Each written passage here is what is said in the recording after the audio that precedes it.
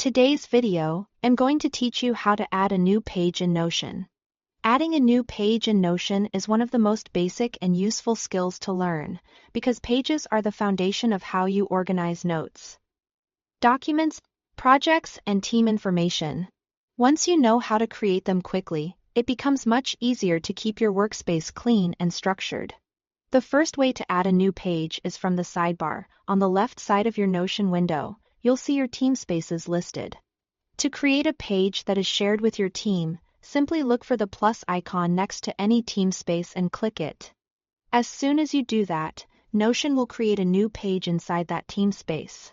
This is especially helpful when you are working on something that other people in your workspace need to access, since the page will already be placed in a shared area instead of being created somewhere private by mistake. After the page appears, you can immediately start giving it a title and adding content. This makes it easy to build out meeting notes, planning documents, task pages, or any other type of workspace content right where your team can find it. If you have multiple team spaces, just make sure you choose the correct one before clicking the plus icon, so the page is created in the right location. Another quick method is to use keyboard shortcuts.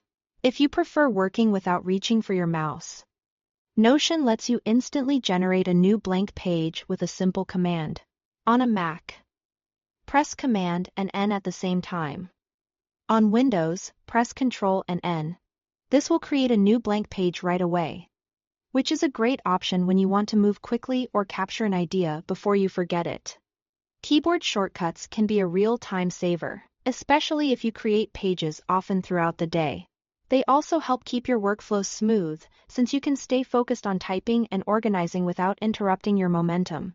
So, to recap, you have two easy ways to add a new page in Notion.